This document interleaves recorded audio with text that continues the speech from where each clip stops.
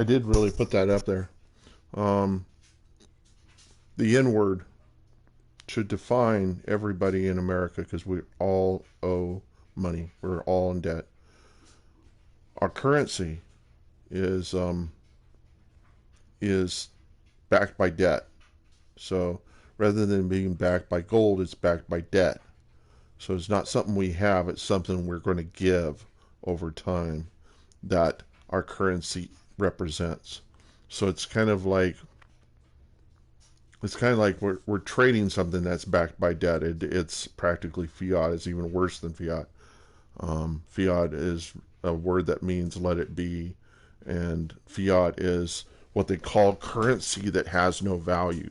Okay, so paper money, coins that just have no real value outside of the fact that they represent a willingness to pay back debt, which biblically, having debt meant you were a slave. And people called these black people early in America the N word, and just threw it around like it was like it, you know, like the the word is as worthless as the way they treated the people. And I would say that when we brought these people against their will to America, it was like we just raped an entire people. It was literally raping people.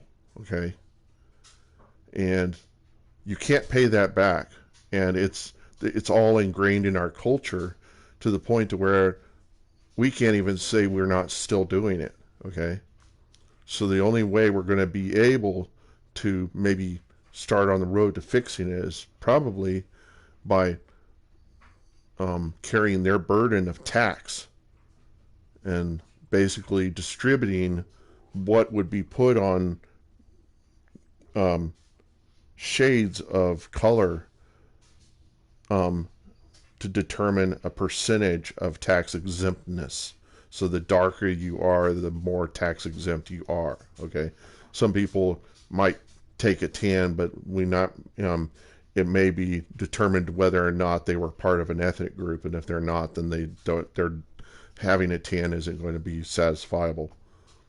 There are going to be people that are going to trick the system, but I believe that this is how we would start by fixing it, is by giving them something that gives them status, that gives them a higher status, something that everybody could envy, but not to be envious, but just to say, man, I wish I was black, because then I would be tax exempt. And it would make all those people that were like see black people as a problem really pissed off, and they should be pissed off, because they should be pissed off for a different reason, but they need to feel the weight of that burden of being black in this country. And I think by doing that, we will attract more people to the country that wouldn't be here because of the way our country treats people of color. Okay.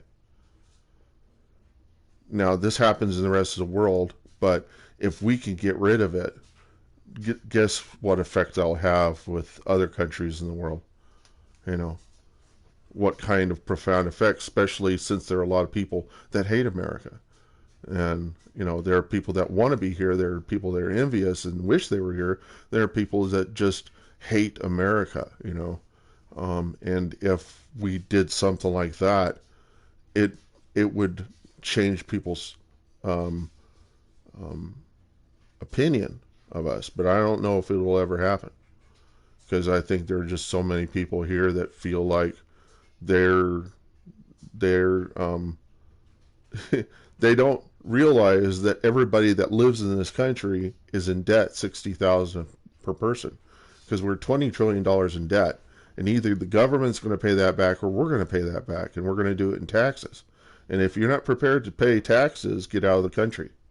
You see, and people are not going to do that, so that we're going to pay back tax, and it probably take 40 years before we get out of this. It took Moses 40 years to get out of making one small error in how he was going to present to the people, bringing in a spring of water. And he tapped the rock and he said something. He didn't say what he was told to say. He said something different, and God penalized him for it. And it penalized him by saying, you're not going to be able to enter the Holy Land for 40 years. And by the time he was old and gray and he was like in his 80s and just ready to kick the bucket, that was the time he was able to go into the Holy Land.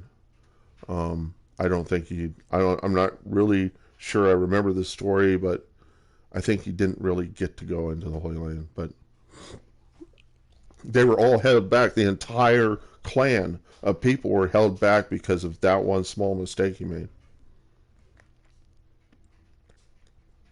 And the error that we made in this country to attract Europeans to this country was to enslave black people that were brought here against their will to become servants to European aristocracy, so that they would I guess that's what I think is the case. I may not have this right, but I think it was to attract people to America, because there isn't really any reason to come to this island, or this land out here, this landmass out here, unless they cleared the land and made it fertile for crops and stuff.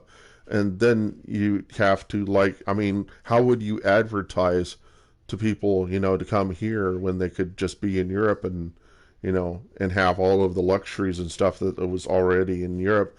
But if they came here, what would they get? What would be their value add? And I'm sure they probably said, hey, we got slaves. And here the slavery is acceptable. And so, that's how they attracted people here. It wasn't just the land, it was something else. And there are people that think that we can get back to a time when America was great, whenever really America was not great at all. Earth altogether has not been great since Adam and Eve. And there are people who say, well, that's just a story. Well, it's a story, and all of that other stuff, that's defined our morality. And if you want to water it down and remove it, what kind of is people going to believe it, and are they going to honor it? What are they going to honor? Are they going to say, well, it's survival of the fittest? Well, then we get rid of the Sunday and Saturdays, because that was defined as a Judeo-Christian value. So it's Sunday for certain. Saturday, I believe, was derived from the Sabbath year, and that was the seventh year whenever nobody should work. We could still employ that and say, well, you could work 6 days and then 1 day off, you see, but then have a seventh year where those people that took that day off don't have to work for a whole year. See, we could do that. We could employ that. The way we have it now is that it's a Saturday and a Sunday, and those 2 days off, and then 5 days we work is fair, okay? But what would evolution do to all that? How would, if they were able to permit you to live forever, if they were able to fix the genetic stuff, have artificial intelligence, is artificial intelligence going to work for us? People would basically become bored. They'd feel like they just don't have any meaning in life. They wouldn't have, would they create anything? Especially if the AI was capable of creating everything around them. And would the AI even value them as as being like itself? Would the AI torture us?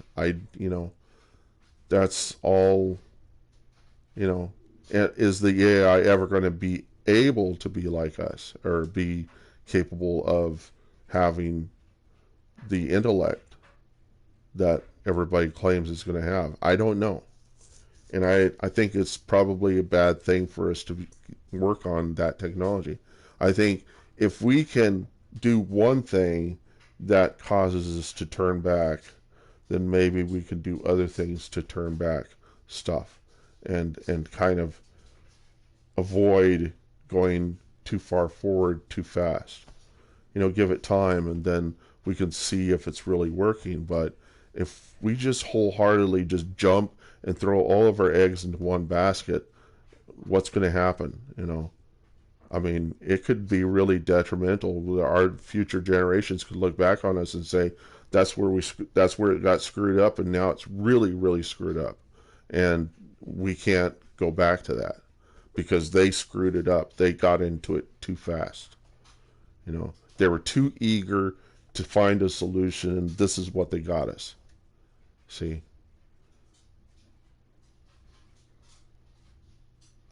Anyhow, I'm going to get into this game. So I'll just,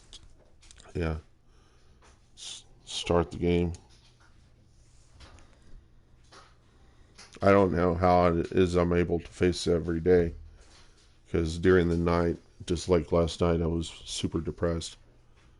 And it's stuff that I did in my life that I can't really undo.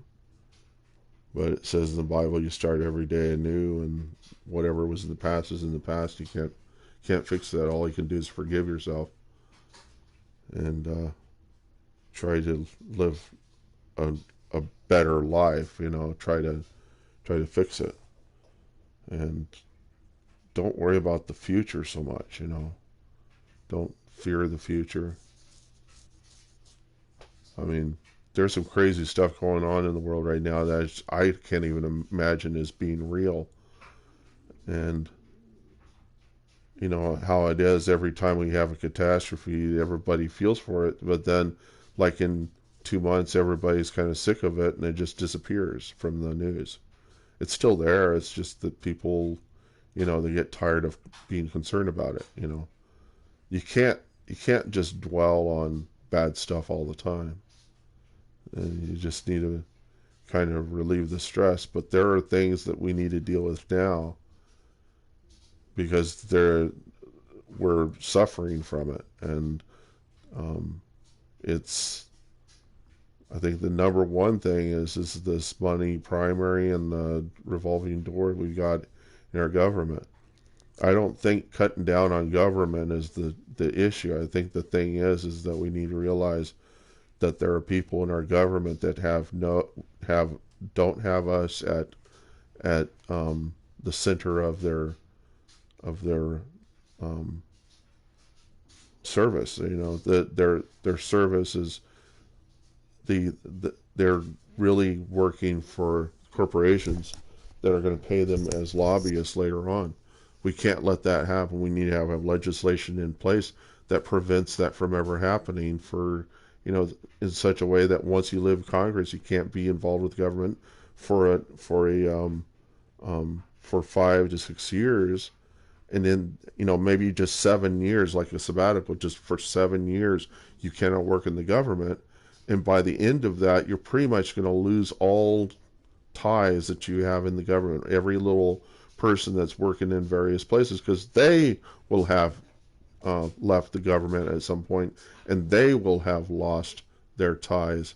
And so the thing is that nobody will have any special. They won't be able to grease any palms. They won't be able to, to get payola through to try to get laws pushed. The only lobbyists that would be pushing stuff through are people that have no ties to the government. The only ties they would have is the people that they've been involved with, and it would prevent a lot of stupid laws from getting into our government, and it would be about the people again. Now there are people that say, well, did Atlas shrug? I don't want to mess with Ayn Rand type reasoning. Whether Atlas shrugged or not is not a concern of people in America, or should never be a concern. The people that deserve to be here are the people that are in service to this country, not service to themselves. And those people should, if they're in service to themselves, they shouldn't even live here. They shouldn't even be here. They should be someplace else. And in the Bible times, the way that they dealt with people that would not live by the law, they'd stone them to death.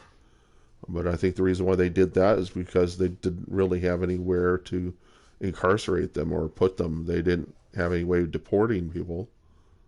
I mean, they could push them out the city gates, but you know, they're still out. They would still be out there, and they would still probably figure out a way to get in, or they would go out, make some money, and create an army, come back and fight with the group. And people couldn't have that, so the solution was pretty much to eliminate the potential for even having incarceration. I'm not saying we should do that with our own prisoners. I think we should probably not imprison as many people as we do. That we should be paying enough taxes so that they can do real investigations and not just throw people in who were at once an offender, or even possibly were not even offenders at all, but people that were wrongly accused, because the people in this country were trying to cut back on taxes because they've got this simple, stupid rule to make government smaller, which is a really stupid rule because, you know, we have needs in this country, and when we fall on hard times and there's nothing there, that's our payment for not having paid taxes. And so we probably need to raise the rate of pay, but we also need to raise taxes. And or we all have to get guns and defend ourselves and get rid of the policemen, because that's what's going to happen. It's going to go back to the old West, and you don't want that.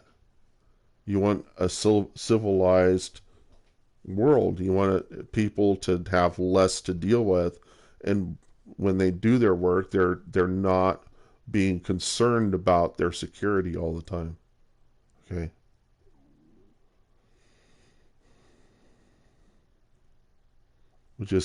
I talk about this stuff, and it's I don't know, maybe I'm just imagining things, maybe I'm just imagining, maybe but the thing is people get into such detail about what needs to happen in the government, and they get into the politics, and they don't understand politics is really just there to determine who is in control of whom, whom is in control of what, and it is really just how you make these hierarchies of people to do certain things and to have certain kinds of control and to dictate who does what, and that really shouldn't be our concern, because it isn't really our business. We don't really know how these people are. I mean, we don't know the chemistry that's there, if it even could work. And you're forcing a chemistry, and you're forcing a policy that you're even subject to, that they're going to be subject to. They need to be determining that policy among themselves. The entire government needs to be thinking about the policy inside the government and trying to make it work, and trying to see where it's not working, and see who they would want to have less to do with, and not just using law as a method of just cutting back fat, because there are people in the world that think that they can use liposuction to cut back fat in themselves and such. And the thing they don't realize is you have the same number of fat cells whether you're fat or thin. That's what the science says, is that the fat cells just increase in size. That's what the fat is. And when you cut that stuff out, then you're cutting something out that you're probably going to need later for survival, when you don't have any carbohydrates. If you don't have any fat, then your body starts burning muscle. You see? So people can't simply water things down and say this is the way it needs to be, because that's just shallow, stupid thinking. We there's going to be complexity to it, but we can't manage that complexity. Um, we need to kind of rely on other people to manage that complexity, but we need to understand that there are major problems going on in the government that we need to hold the people that are running our government accountable to. And if they're not doing anything about it, we need to get them out of there. We need to take them out. And we need to see what the policy is really saying. And that policy needs to pander to the people. It can't pander to big corporations. And if the corporations have got, if they've paid, if they are the ones holding if they're the beneficiaries of our debt, then we're kind of slaves to them. But we have a choice as this country, because it was founded by the people. It should be, if it hasn't been pandering to the people like it should, we have a right as a country, as a people, to decide to actually free ourselves from all the debt and stuff. It may ruin our currency. It may kick the corporations out, but if we have the know-how to create new industry, and then we better be doing it. And we can't be relying on these corporations, and they're going to have ties to families in America, and they're going to find it very difficult to live a life outside of America. Some of them will, some of them won't. And the ones that are going to find it difficult are going to realize that they have to forgive the debt. And they probably can't expect it to get paid back over time really fast. And that they're going to have to not be able to exploit the government or exploit the lands, or, and then also people are going to have to realize that the kind of life that they've had now and even in the past, even playing video games like this, are just going to not improve. They're not going to advance. We may just go back to board games. I don't know. We may not be able to afford to have the lifestyle we have now. And that may cause other people to jump to other countries, and other countries are going to say, no, we don't want you living here because you're poor. Your country is poor. And it could have detrimental effects on our democracy, but we can't continue to have the kind of problems we have now, which is that every man, woman, and child is $60,000 in debt. By definition, that's what we're facing right now. And what does that mean? That means that we need something to do to pay back the debt that we got in the country. Our government has sold bonds to people elsewhere in the world that have money, and these bonds pay back interest, and that interest is determined by the value we create and the taxes we pay, and we're going to be paying back the value on those bonds by paying our taxes. We're actually all slaves. Biblically, we're all slaves.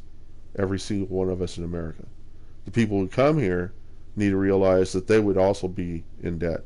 But the more people we have in here, the less debt we have to pay. So like if there was 666 million people, which is an evil number, of course, but twice the number of people that are here, the debt's going to drop to 30,000 per person. So we may turn to actually increasing the population as a method of paying off the debt, of reducing the debt. You see? But when you bring more people in, you're going to have more infrastructure, and who's going to create the infrastructure? We are. We're going to create the infrastructure. We're going to have to create everything that's necessary to pay off that debt. And And that's not the only debt we have. We have a debt of sin. And we have problems with the morality in the country. Things that we're going to think we're going to fix by just pretty much defining our own morality or our own truth. No, that's going to ruin it, because this country was based on Judeo-Christian morality. That's where a lot of it came from. I mean, our Saturdays and Sundays, Sundays certainly came from Judeo-Christian values. It didn't come from Muslim. It didn't come from a Muslim background. It didn't come from Indians. I mean, I don't know what those guys had in the way of relaxing people. But, you know, that's an attribute of living here, is that we have time off on Sundays. And if you eliminate that, because evolution would eliminate it. I mean, it doesn't provide any real value to not be working all the time, you know. But people can't live that way, you know. But that's what we're demanding of people. They're in debt, and then they're enslaved with a minimum wage, and they're working two jobs, and there are people that are justifying that that's okay because that's the way their parents live and the parents before them. And I mean, maybe that's okay, but I mean, you know, maybe that is the way. Maybe it is, you know, what has to happen. Maybe that's what's going to happen. But they're yeah, it's just, I don't know. I don't know if that, it's just, I just feel like there are people who can't even have real families because they don't have time to spend with their children. And that's going to have all sorts of negative effects, because abusing your children and neglecting your children are almost the same thing. You know, I mean, abuse is bad, but neglect is not much better. Okay. And neglect is what the children are going to feel like. It's almost like they don't really have parents. They have parents, but they're not there. And so what are they going to do with their time? Are they going to watch TV? What are they going to get into? Who's going to manage them? You know, that's like just not having much security, you know. And it's going to bother the parents because they're going to feel vulnerable, you know. If their children are vulnerable, they're going to feel vulnerable. And how do you fix that? You fix that by offering more services in the government. And those services are going to, people are going to need to be paid, you know. But what are they going to be paid? They're going to be paid a currency that's floated by bonds, you know. It may increase the debt, but it's going to, it will possibly create. See, people look at the space program and they say, what did it create? Thing that's really stupid about these people is they don't realize that in order to create the electronics that need to go in those cockpits, they needed to make the electronics smaller. It is where the microchips got started. The microchips, the Intel that created these microchips, those microchips were, the research for that stuff was in the space program. That was the reason why the chips even existed, you know, was that it was necessary to put computers on board inside of the cockpit of the spacecraft. So if you're saying that that stuff didn't create stuff, the scientists know full well that yes, it did. There's lots of science that came out of the space program. And if we didn't have the space program, we wouldn't have microchips now. Okay? So those people that are telling stuff like that, they're ignorant and they're stupid, and they need to realize it. So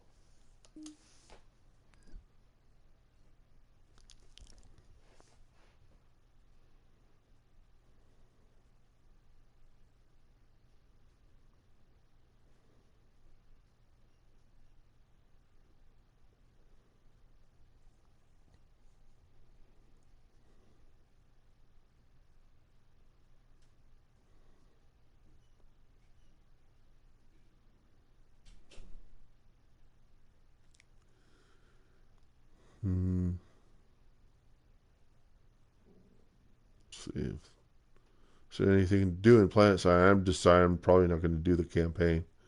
Because the way they define the campaign, it's not that you do simply things. It's like you actually kill off enemy from doing the campaign, which I think is very cruel. It's a cruel way of defining those campaigns. Those campaigns should be like something that's more peaceful rather than just keeping the war going. They may benefit from this, but you know, the way that people play this game, it gets more and more violent. You know, it just gets more and more cruel and violent.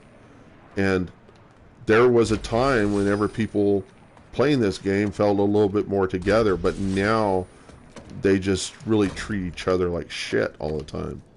And it's because of the friggin' daybreak. Those stupid people, you daybreak, and we need to realize that we could haul you into court for consumer fraud. And there are lots of people that would bring the lawyers forth to do it. And so you have a debt too. Okay? You realize you have a debt too, and that is you need to be thinking a little bit more about what this game is about. That is a game, and it is not a political, you know, it's not a little political thing going inside here that you're just using to suck the money out of people or suck the life out of, you know, that it does benefit, it does make people feel good, but you know, it's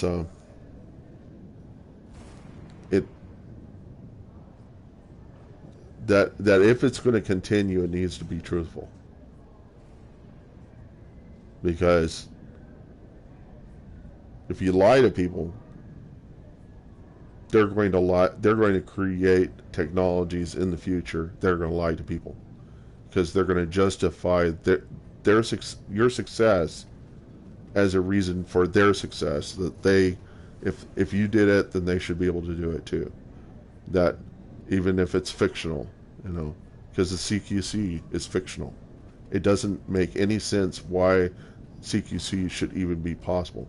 I may be seeing people that are jumping around and doing things like this, or maybe I'm seeing the results of their actions made about 10 seconds ago, and it's just replicated here. They may, I mean, you don't know how much of a delay there is. It looks like it's happening in real time, but it might not be. You see, I can move forward like this, but it's likely that nobody sees me moving forward. It's immediately. It maybe takes about 10 frames before they see me moving. So I may be moving. It's like we're just seeing ghosts of a latency. There's a latency of all these people moving, and when people start interacting, when they talk to each other, it's frames difference, but frames matter when you're in a CQC battle, and the more people that are there, the more latency there's going to be, because the computers have to spend time mixing the audio and things of that sort. And the further you are from their computers on the internet, the more latency there's going to be. And how are they going to determine that computation of what actually gets, who actually wins a fight? They're going to feel like their guns weren't working, and they're going to start to wonder why their guns weren't working. You know, you need to explain that to them, or just eliminate the guns and come up with different kinds of guns. You know, people tend to snipe in this game, and probably the reason is because that's the only sure way of killing somebody in the game, or I mean, eliminating a player. Of course, nobody ever really dies in the game because they always get reincarnated. And so this isn't real war. It's there's no fear here of dying. It's just a penalty. You know, it's a penalty to die in this game. So it's not real. Even if it is real violence, the people, I hope, as violent as these people present themselves in the game, I hope they don't take that with them into real life. And they probably do. And I shudder to think, that's what's happening. So, and I'm a guy who doesn't treat people fair, because sometimes I feel like doing evening the scales by using something. But I've said to Daybreak how to fix the slingshotting, but there's other things, like the fact that I'm using some infravision here. I need the infravision because my old eyes don't see the, and I'm not good with guns, so, but it is kind of unfair, and I mean,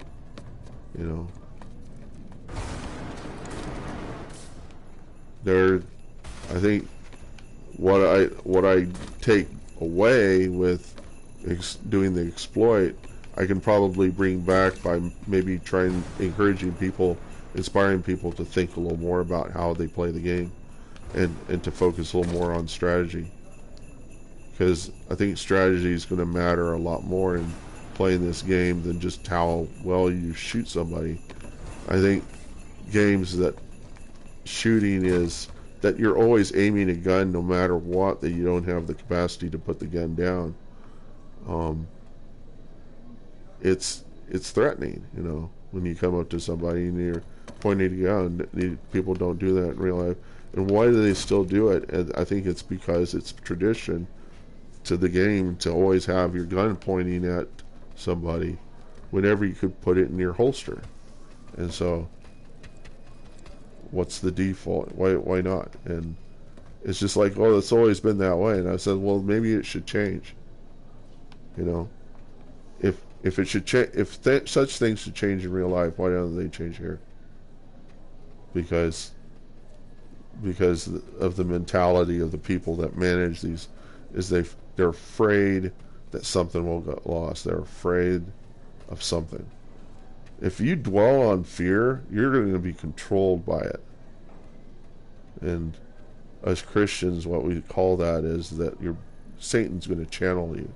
He's going to use you because you're fearful. He's going to use you to his bidding. And he's going to present to you ideas that are going to make you even more fearful and just make you dwell and spend all your time kind of faithless, and that there's just no potential to go out on a limb for anything. That you're not going to be driven to help people because you're afraid for your own security. That's the way the world is now, and we can't be like that. We got to get past that. That's the only way we're ever going to get anything done, is to get rid of the fear for our security. And part of that is to put a little more security, but you have to pay taxes, and you have to pay back the debt. You have to work harder, but you also have to give people relaxation. And how do you do that? You increase the number of people that are here, or you increase the say if America was to buy Mexico, and Mexico becomes a part of America, then we got to create a whole infrastructure there, and the Mexicans become part of our number, and maybe we start to learn Spanish, in order to integrate. Maybe they learn English. I mean, which one's harder and which one's easier? It's probably going to go pander to the easier language, whatever that is.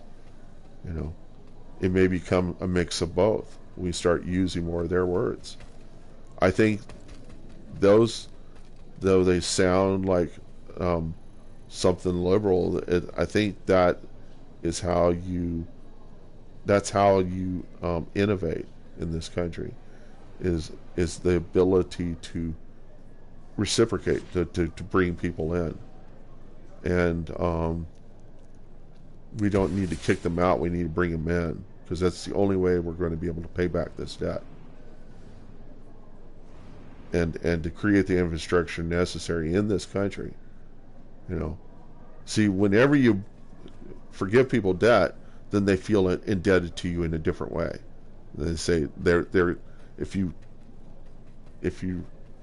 give them the capacity to be here and to have freedom, but not complete freedom, just the freedom to be here, then they're going to feel indebted to do more, maybe just to establish themselves as worthy of being here. Okay, but we can't expect it of them. It's something that they will feel because they're here. They'll know it because the life they were living in somewhere else, it would be the only reason why they would be here is because they were somewhere else where that wasn't an option. And we think of America as our little part, but we're just North America. We're not Canada, we're not Mexico, we're not South America. So America is a name that we're using kind of illegally. We're not really using America. We're saying we're Americans, but we don't understand that South Americans are Americans too. The Mexicans are essentially Americans too, and the Canadians are Americans too. They're all Americans because we're all a part of the same continental landmass. Okay, that meets up down there at so. And so otherwise we need to be calling ourselves North Americans. And we should be saying the United States of North America. Because that's really what we are. We're not America. We're not all of America. And people say that's preposterous. I said, no, it's reality. If you can't deal with reality, then kill yourself. I don't know. I wouldn't say that's good thing, but I mean, if you can't stand reality, then reconsider. Think about what we're in, what this is that we're in right now. And I'm not saying that I'm not putting this into law. I'm not forcing you to this. I'm just offering suggestions. I'm just offering philosophy. That's all this is. You can either take it or leave it. I'm just saying that this is the way I think, and if you think you got a better solution, then pony it up. But if you don't, if all you're going to do is complain, then I say you don't really have much to say because you're not offering solutions. And the solutions that I hear some people offering of, well, if the black people can't, stand it here, then just get it out of America. I think those people need a good ass kicking. A really good ass kicking. And I mean, because they don't realize how racist and stupid they are. They're basically demonic. They're on that level. Because they don't even realize what America is, how America came to be. They've got a history, but they're choosing it. They're being selective. And that you can't be selective. You got to be inclusive. You got to consider all the shit we've done to the Indians and all the shit we've done to the black people that were here against their will. And all the shit we've done in every single war we fought that was not for protecting for the security of us, but for the security of getting the resources for us to live in the lifestyle that we shouldn't be able to sustain in the way that we're doing it. It's cruelty to other nations that we're basically exploiting them in order to maintain a lifestyle that can't be continued.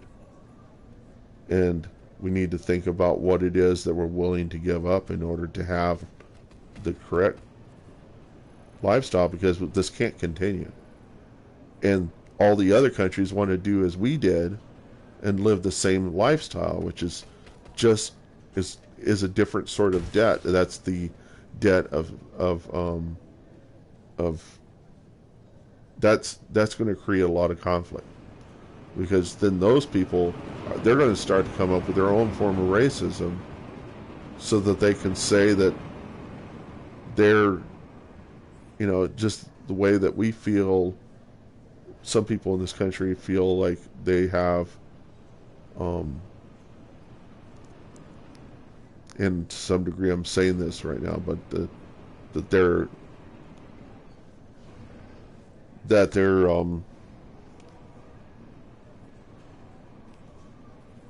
that they're that people are indebted to them to that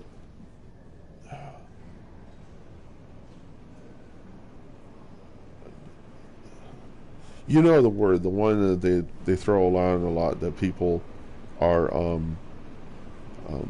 privileged. They believe that they should be privileged, that they should be given the luxuries of what their parents had, to live the sort of life that their parents did.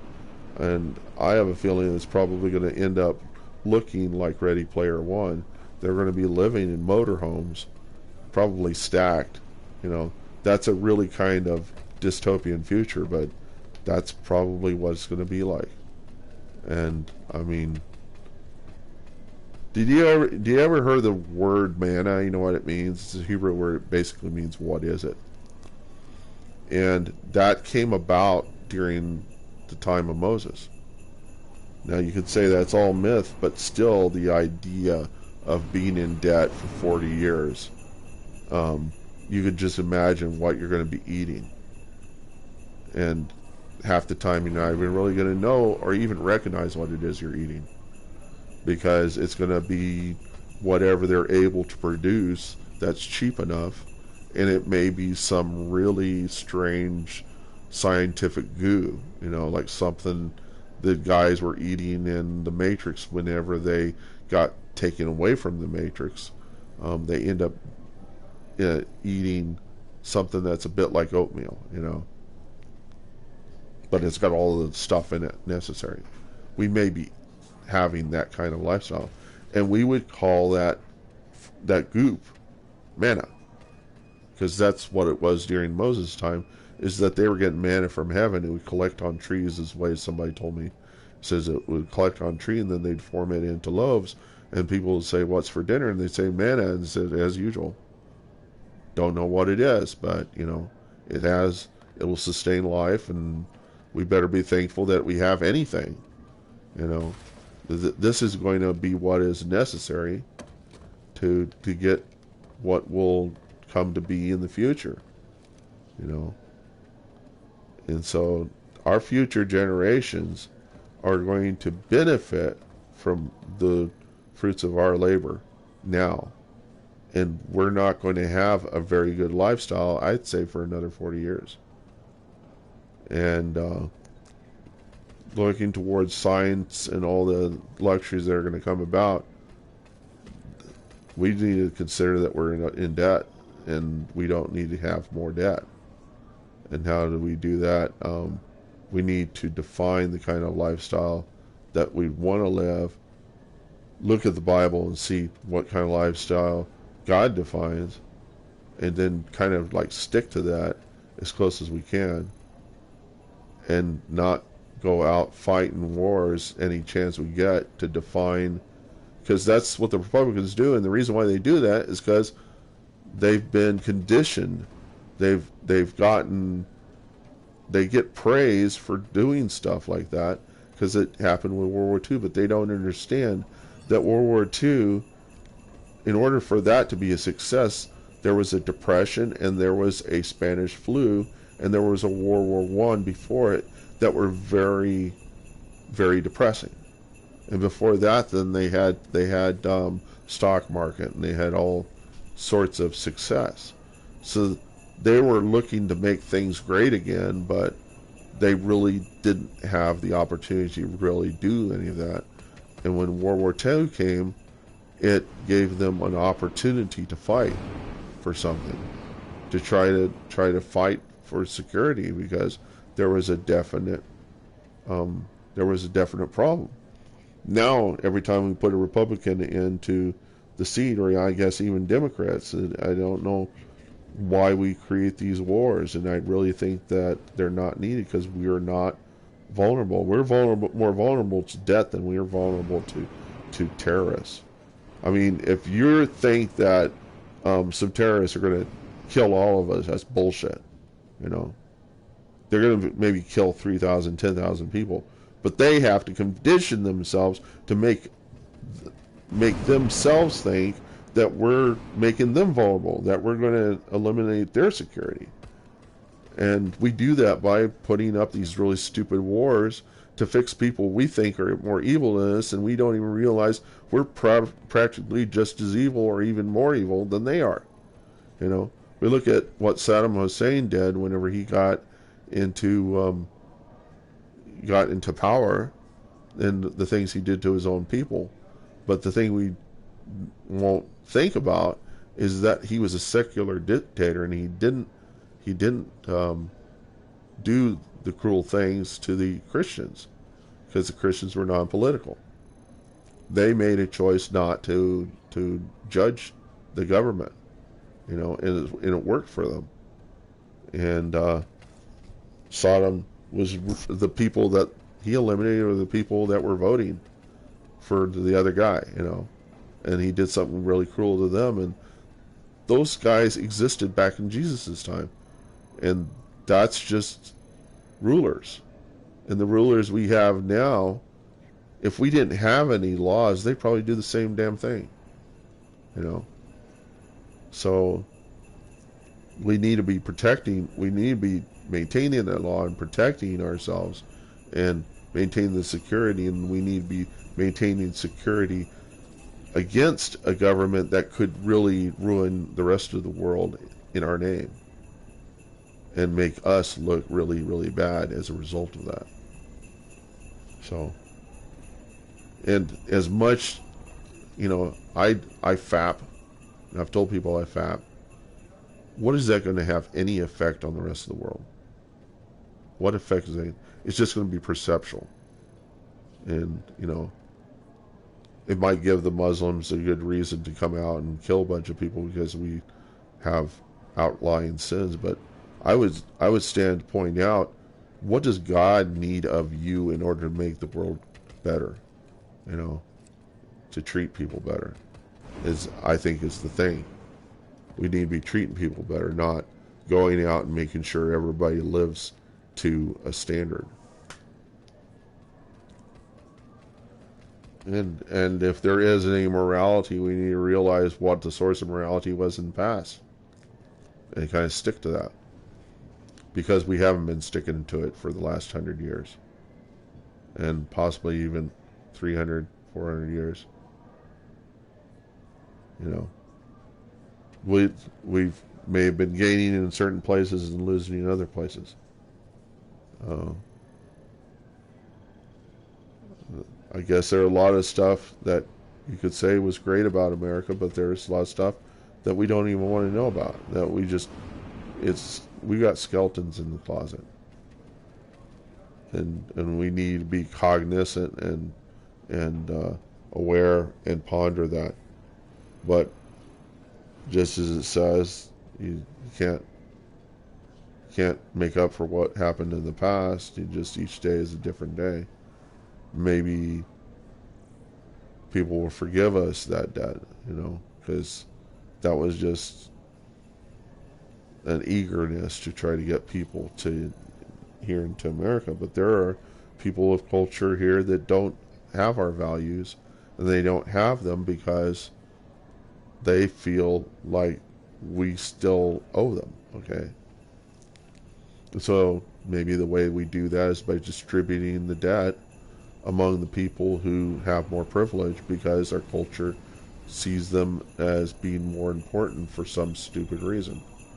And then maybe over time that will nullify out that, and it will maybe that at somewhere down the road we just stop offering special privilege, and people just feel the need to give into the government and require of the government absolute transparency to really know if we're insecure, if we don't have security, or if we need more security, and why, and to really be interrogating that.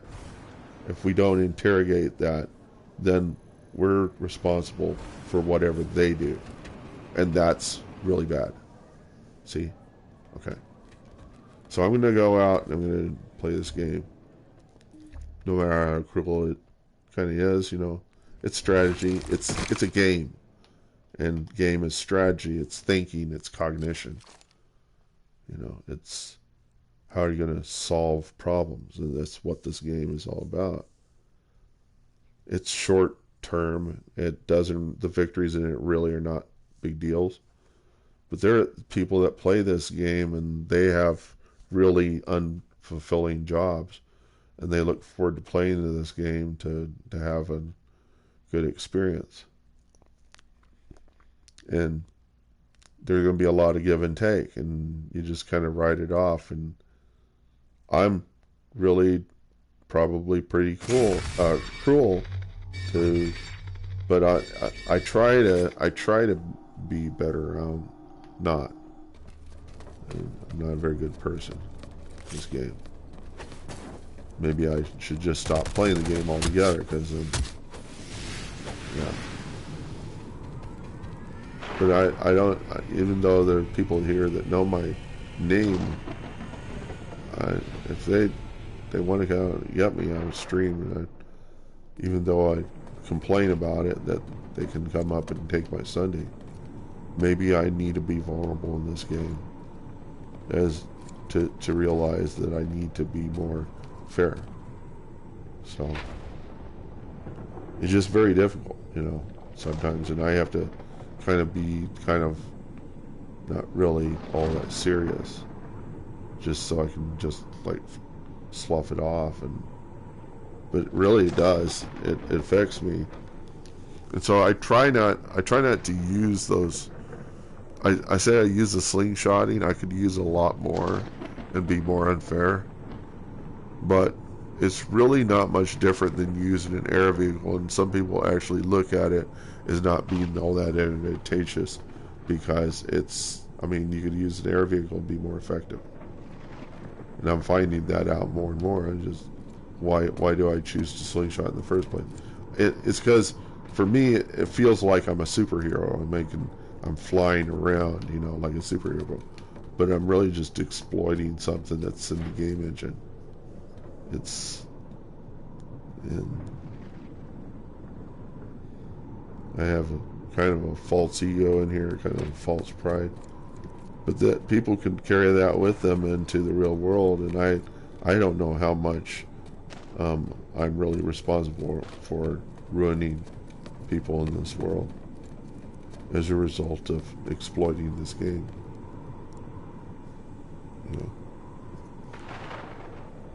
Yeah, my door is closed. I closed my door because my mom, when I talk about things like this, it really depresses her. And there will be a time whenever I won't have her, and that's in the short-term future. I'd say maybe 10 years. And I pretty much will be on my own. And I may have a way of supporting myself, may not.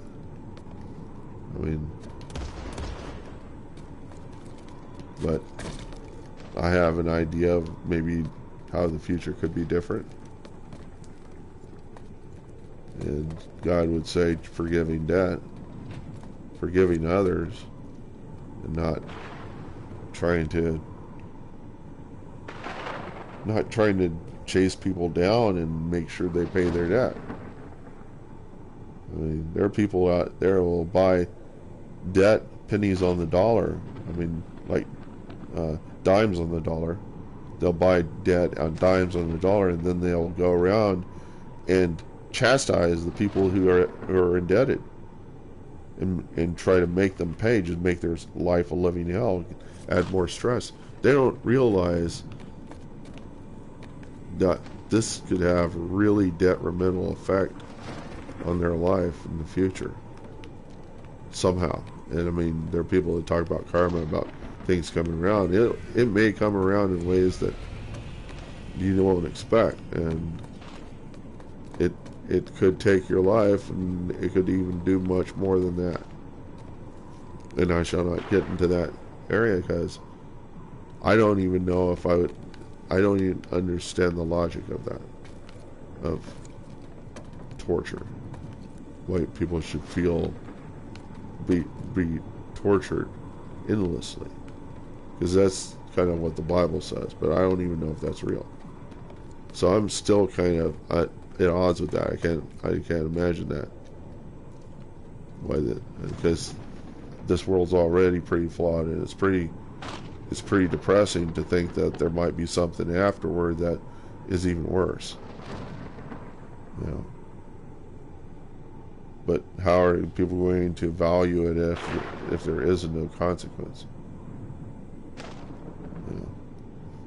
How are they gonna carry it on? How are they gonna understand that there's a weighting, there's a tremendous negative detrimental weight, that there's a debt that comes with sinning, and sinning is really kind of doing for yourself what you would prefer you have done for you, but then not like really benefiting to others, what, you know, giving to others what their works are worth.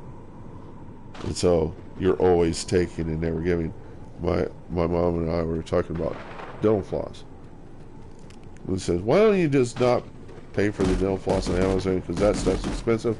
I could go to Tom Thumb and get a dental floss for $1. And I say, okay, which is more important? To save time and waste money, or to save money and waste time? Because you can't have both. You can't save time and save money. That's what they always tell you in the advertising. It's bullshit. You're going to waste time to go out there and get that dental floss so that you can just get it for $1. But then you're going to go to a store, and then you're going to buy other stuff in that store, and that's going to cost you more. Okay? Because that's the point of purchase. It's the reason why they get you into the store. That's how they get you into the store and make you buy stuff, because you see needs for stuff, and then you marginalize all of the extra costs that you're spending there, whenever you really should have only gotten there for one thing. Okay? And so we end up buying a lot of stuff we don't use, and then we're buying technology that somewhere down the road is going to be a hockey puck. You know, it's going to be a doorstop, because the people that create this technology, Sony's different. You know, you can still play a PlayStation 1, but there are companies that will disable old technologies and render them completely useless. We shouldn't even have those corporations in our country. They should be kicked out, and we should have laws against that. Because what they're really doing is they're taking resources in the land and they're turning them into resources that are temporary. Okay? They're devaluing the resources. So, and people say, well, it's been done that way since the 50s, maybe, or the 60s, or the 70s. It may be very short term what that was, but it is not a way to live. It is not a way. It's not being good stewards of what God's given us. You know, and then you can say, "Oh, there is no God," and they're all that. You know, you can do that, and then somewhere down the road, you're going to be paying for it. It's because it's going to turn on you, and it's going to flatten you. You know, and you're going to realize that had you treated this more importantly and had thought well about the result of all the morality that was sown before, that the world we have now is not going to continue if we don't understand the values that made the world we're living in now and the world we're living in 10 years ago and 20 years ago and 30 years ago. Because stuff has been we've been losing stuff gradually. We've been gaining stuff in other areas, but it's really getting watered down, and it's really getting unified and homogenized. And there are people who won't eat processed foods because when you process, say, wheat until it's just a fine powder, what food value is there? It's pretty much lost. And that's what America's going to be like, is that the identity of being American is going to get lost. We're going to get processed to the point to where we don't have any originality. That will be just the same as a McDonald's food joint that offers a certain predictable value, but has no culture, has no soul, has nothing to differentiate itself from the rest of the world. So the idea is, do we get defined for our resources, or do we get defined for our approach? If we're defined for our resources, we're no different than any other country. Those corporations can go anywhere, and they can get what we got. So the thing is not to increase the resources, but to increase the capability of the people in this country to do things with less material waste, with less waste. And if we can do that, then it's going to change the way these corporations value being here. Because they're gonna understand that we're all in debt to this. And I'm starting to fall asleep, so I need to get into this game and do something. There's only minutes on the clock, and where are we? We're in Esamir. So on. I guess next place is Hazen. I think Hazen's next. Either that or Indar. No, it's Hazen. I think it's Hazen. Hazen next. Or maybe it's Amarish. Yeah. I don't know. Every time they screw with this game, they mess up the ordering.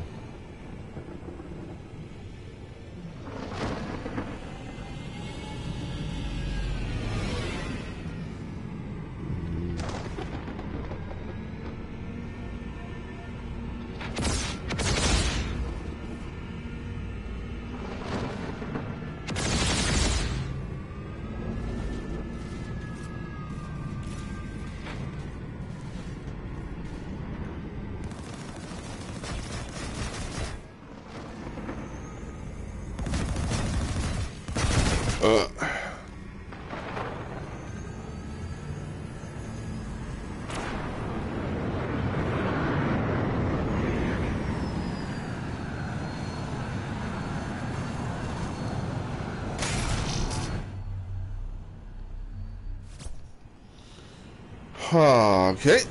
Looks like the Vanity won this one. I didn't even look at them. Yep. Okay.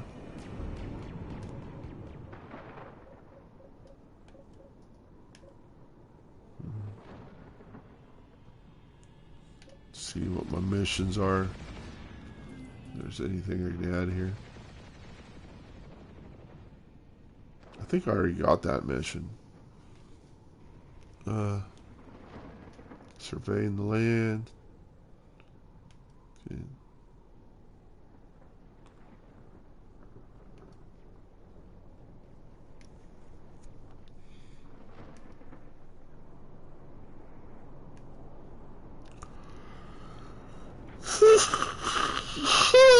Wow. I think I'll try to do that. That. I don't think I'm going to do that. What is it? It says Liberator Green. So that's, I think, the other one that I was doing. Whoops. No. Decline. Let me go back to missions. Oh, yeah, I can't do any more. That was it. So I had 3. Okay.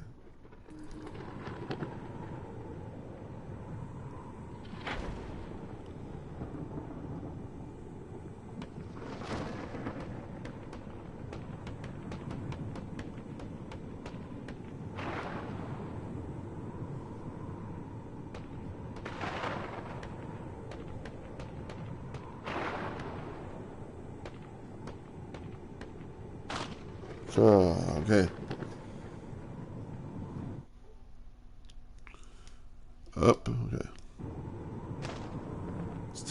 charging. So, let's see, what am I doing? So I hit the big pad, and I hit redeploy. It's Hazen. It's where they make the Hazen sauce that you get in your... Is probably what I'm going to do is I'm going to go over there and I'll do this. I'll be AFK for about 5 minutes, 5-10 minutes. I'm going to go and get some Hazen sauce. I've got some Japanese noodle things with the Hazen sauce or whatever. I'm going to make one of those and then I'm going to come back. So basically YouTube's going to be streaming nothing for about 5 minutes. It'll be okay. Maybe I actually do go away. I'm just going to kill the broadcast here. I got to do that.